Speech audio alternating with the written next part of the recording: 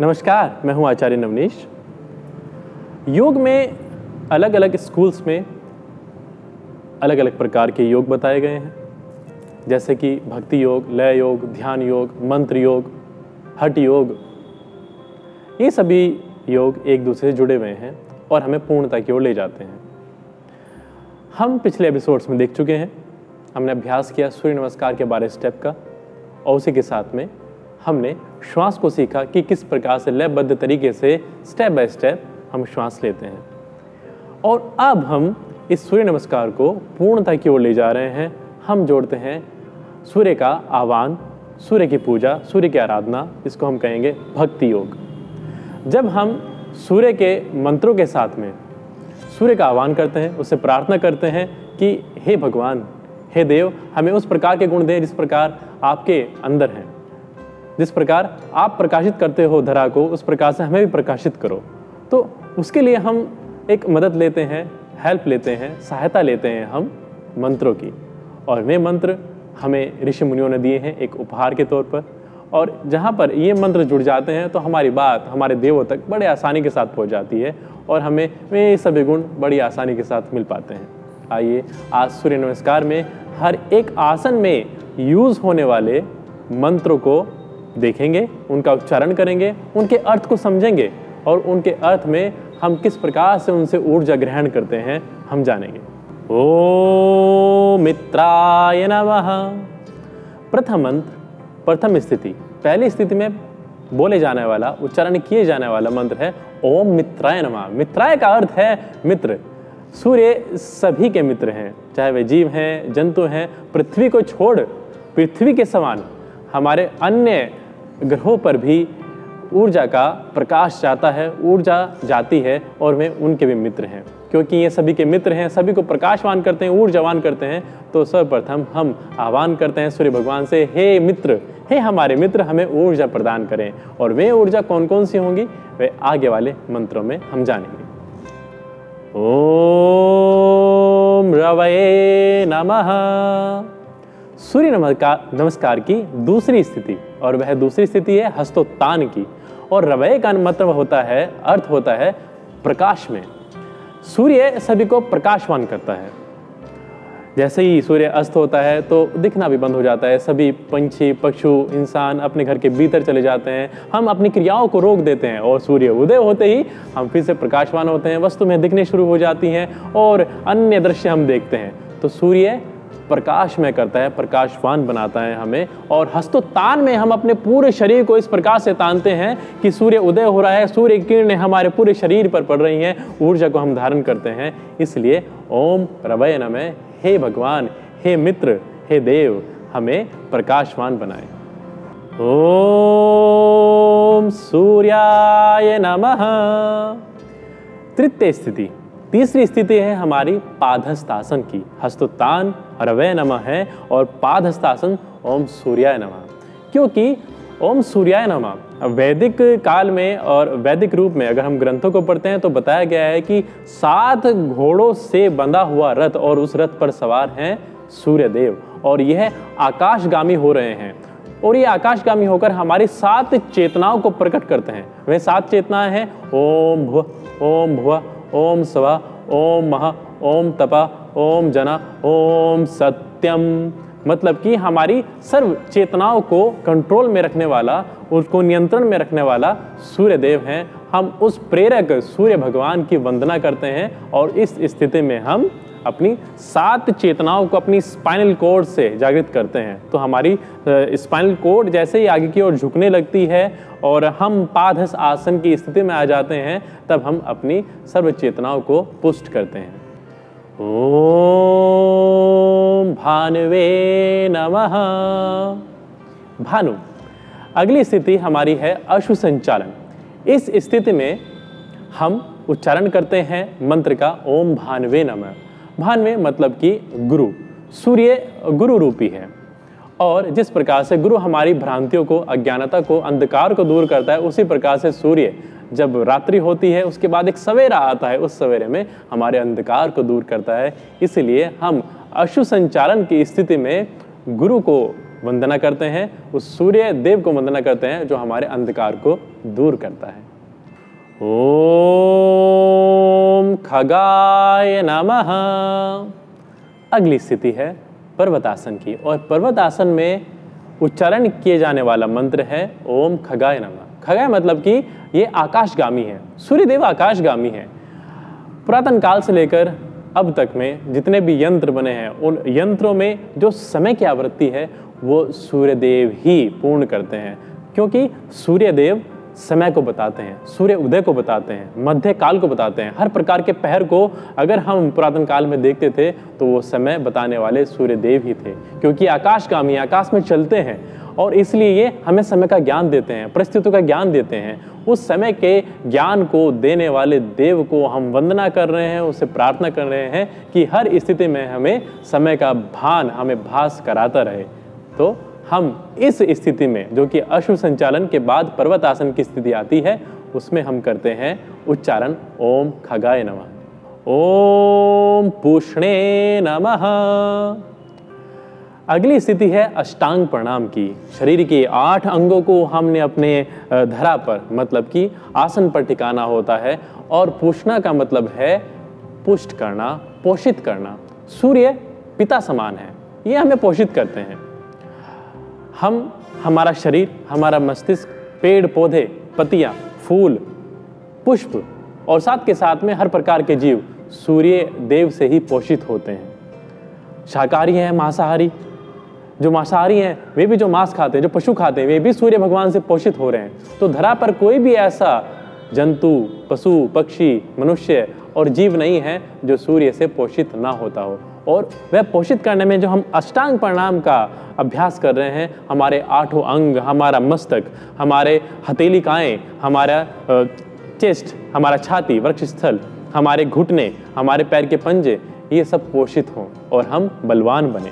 इस प्रकार का आह्वान हम सूर्य भगवान से करते हैं कि हे परमपिता देव हमें पोषित करें। ओम हिरण्यगर्भाय नमः। अगली स्थिति है हमारी भुजंग आसन की, और इस आसन में उच्चारण किए जाने वाला मंत्र है ओम हिरण्यगर्भाय नमः। हिरण्यगर्भाय मतलब कि ऊर्जा का पिंड, ऊर्जा का स्रोत, मतलब कि वह पिंड जिसमें कि ऊर्जा का भंडार है, वह है सूर्यदेव। हम सभी ऊर्जा का पिंड बनना चाहते हैं, हमारे अंदर ऊर्जा ही ऊर्जा हो, तेज हो, वीर्य हो, कांति हो, और उस प्रकार के गुण अगर हम पाना चाहते हैं तो हमें भगवान के सामने, देव के सामने प्रार्थना करनी होगी, और उस ऊर्जा के भंडार से प्रार्थना करते हैं कि हे देव हमें भी तेजवान करें, वीर्यवान करें। ओम मारीचय नमः। ओम मारीचय नमः। अगला स्थिति जो आसनों की है वह है पर्वतासन, और मारीचय का मतलब है सूर्य की किरणें, रश्मि। जब ये सूर्य की किरणें किसी वस्तु पर पड़ती है तो वास्तविकताएं बताती हैं। अंधकार होता है, सूर्य उदय उसके बाद आता है, और जैसे ही उदय सूर्य होता है तो हमें असली स्थिति पता लगती है। दृष्टि जब हमारी पड़ती है वस्तुओं पर तो हमें दिखता है कि हाँ यह सत्य है। इसी प्रकार से पर्वत आसन में क्या सत्य है, क्या असत्य है, इस प्रकार की घटनाओं को दर्शाता है हमारा ओम मरीचय नमः। हे भगवान, हे देव, हमें उस ज्ञान का भान कराएं जिसमें हमें पता लगे, हम विवेकपूर्ण हो कि सत्य क्या है, असत्य क्या है। ओम आदित्याय नमः। अगली स्थिति पर्वत आसन के बाद हम फिर से अश्व संचालन की स्थिति में आते हैं, और इस स्थिति में हम सूर्य से कुछ और गुण लेने की प्रार्थना करते हैं, और इसमें हम उच्चारण करते हैं मंत्र का ओम आदित्याय नमः। जो ऊर्जा की जननी है, उन जननी में एक नाम है अदिति का। अदिति मतलब कि सूर्य, और सूर्य जो कि जननी है ऊर्जाओं का, मतलब यहीं से सभी ऊर्जाएं चलती हैं। तो उस जननी को हम अपना नतमस्तक प्रणाम करते हैं और उनसे प्रार्थना करते हैं, हे जननियों के देव हमें भी ऊर्जा दे, हमें भी बलवान बनाए, हमें भी ज्ञानी बनाए, विद्वान बनाए, विवेकशील बनाए। ओम सवित्रे नमः। ये स्थिति 10वीं स्थिति है। ये स्थिति पादस्थासन की स्थिति है, और इस स्थिति में उच्चारण किए जाने वाला मंत्र है ओम सवित्रे नमः। सवित्रे मतलब जागृति, वह प्रदीप जो अपने आप को जागृत करता है, मतलब सूर्य उदय होता है, जो उदय होने वाला जो रूप है सूर्य का वह है सवित्रे नमः। मतलब कि जिस प्रकार से वे उगते, एक नई शुरुआत के साथ एक नया जन्म, एक नया सूर्य, एक दिखता है कि ललाट है सूर्य के चेहरे पर उनके रूप में, उसी प्रकार से वह हमें ज्ञान देता है, हे इंसान उठो और जागृति की ओर जाओ, जगो और अपने कर्म की ओर लग जाओ।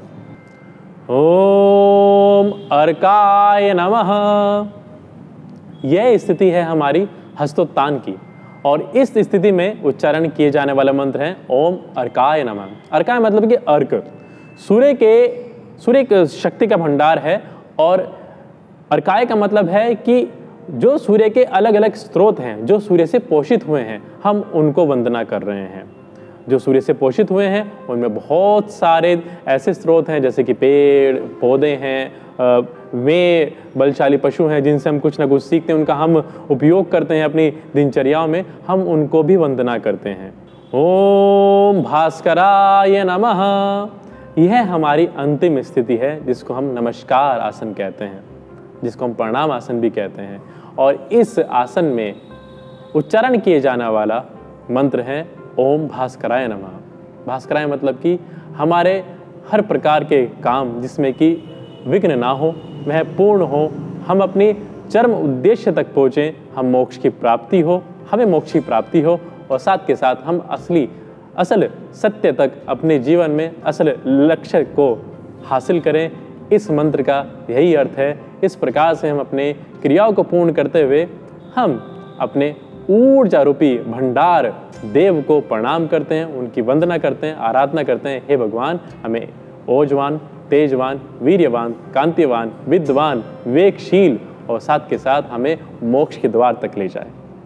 ये हमने 12 मंत्र सीखे, एक के बाद एक आसन किए जाते हैं, उसके साथ में सूर्य देव का आह्वान किया जाता है। सूर्य देव का आह्वान करें और साथ के साथ हम आसन को करते रहें, जैसे कि ओम मित्राय नमः, ओम रवये नमः, ओम सूर्याय नमः, ओम भानवे नमः, ओम खगाय नमः, ओम पूष्णे नमः, ओम हिरण्यगर्भाय नमः, ओम मरीचय नमः, ओम आदित्याय नमः, ओम सवित्रे नमः, ओम अर्काय नमः, ओम भास्कराय नमः। ये एक के बाद एक मंत्र बोले जाते हैं और सूर्य देव से हम आह्वान करते हैं, प्रार्थना करते हैं, हे भगवान, हमें अपने सभी गुण दे, जो आपके पास में ऊर्जा है वह हमें दे। जब हम अपनी जननी, अपने पिता से किसी वस्तु को मांगते हैं तो हम उनसे कोई विरोधाभास और कोई दृढ़ शब्दों का यूज़ नहीं करते, हम उनसे प्रार्थना करते हैं, पापा हमें वो वस्तु दिला दें, या माता से कहते हैं खाने के लिए, मम्मी क्या मुझे खाने को मिलेगा, तो हम प्रार्थना करते हैं। और ये तो परमपिता परमेश्वर हैं,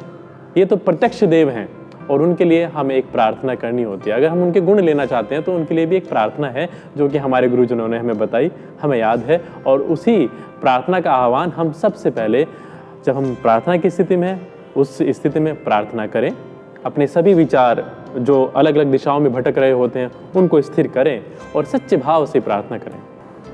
हे तेजवंत भगवन, मेरे में तेज भर दो, ब्रह्माण्य वीर मुझको भी वीर्यवान कर दो, बल तेज के विधायक मुझको बलि बनाओ, हे ओज के अधीश्वर निज ओज से सजाओ, पुरुषार्थ रोष पावन सहने की शक्ति दीजिए, अपने सभी गुणों से परिपूर्ण नाथ कीजिए। और वे गुण क्या है? हे देव, ओम तेजो असि तेजो महि देहि, बलमसि बलम महि देहि, ओजो असि ओजो महि देहि, वीर्यमसि वीर्यम महि देहि, सहो असि सहो महि देहि, मन्युरसि मन्युर्महि देहि। और इस प्रार्थना का जब हम उच्चारण करते हैं, वंदना करते हैं भगवान से, उसके बाद हम लयबद्ध तरीके से सूर्य नमस्कार का अभ्यास करते हैं मंत्रों के साथ। आइए, अभ्यास में हम मंत्रों को कैसे यूज करते हैं, उनका कैसे उच्चारण करें, हम सीखते हैं। हे तेजवंत भगवन, मेरे में तेज भर दो, ब्रह्माण्य वीर्य मुझको भी वीर्यवान कर दो। बल तेज के विधायक मुझको बलि बनाओ। हे ओज के अधीश्वर निज ओज से सजाओ। पुरुषक्त रोष पावन सहने की शक्ति दीजे। अपने सभी गुणों से परिपूर्ण नाथ कीजे। ओम तेजोवसि तेजो महि धेहि। बलमसि बलं महि धेहि। ओजोवसि ओजो महि धेहि। वीर्यमसि वीर्यं महि धेहि। सहोवसि सहो महि धेहि। मन्युरसि मन्युर्महि धेहि। प्रथम स्थिति। ओम मित्राय नमः, नमस्कार आसन। ओम रवये नमः, द्वितीय स्थिति हस्तोत्थान आसन। ओम सूर्याय नमः, तृतीय स्थिति पादहस्तासन। ओम भानुवे नमः, अगली स्थिति अश्व संचालन। ओम खगे नमः, अगली स्थिति पर्वतासन। ओम पूष्णे नमः, अगली स्थिति अष्टांग प्रणाम। ओम हिरण्यगर्भाय नमः, अगली स्थिति भुजंगासन। ओम मारीचय नमः, अगली स्थिति पर्वतासन। ओम आदित्याय नमः, अगली स्थिति अश्व संचालन।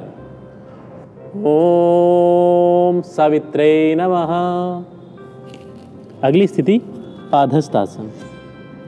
ओम अर्काय नमः, अगली स्थिति हस्तोत्थान। ओम भास्कराय नमः, अंतिम स्थिति नमस्कार आसन। तो ये हमने स्टेप बाय स्टेप आसनों को किया। 12 स्टेप हमने 7 आसन के लिए, और साथ के साथ हम मंत्रों का उच्चारण कर रहे हैं। हमने प्रार्थना की है, हमने सूर्यदेव की वंदना की, आह्वान किया, और सूर्यदेव जो कि ऊर्जा का स्रोत हैं, भंडार हैं, उनसे हमने ऊर्जा ली है, उनसे हमने ऊर्जा का आह्वान किया है। तो इन अभ्यासों के साथ में हम अपनी पूर्णता की ओर जा रहे हैं, लेकिन अभी भी कुछ बाकी है। हमने अभी मानसिक तौर पर, शारीरिक तौर पर और आत्मिक तौर पर अब लाभ कमाने की एक चेष्टा की है, अभ्यास किया है। हम अगले एपिसोड में जानेंगे कि चक्रास क्या होते हैं, ये चक्र कौन कौन से होते हैं, और इन चक्रों का सूर्य नमस्कार के अभ्यास में क्या योगदान है, और कैसे हम लाभ उठा सकते हैं आध्यात्मिक तौर पर सूर्य नमस्कार से। आइए अगले एपिसोड में इस सारे ज्ञान को हम जानते हैं। तब तक के लिए नमस्कार।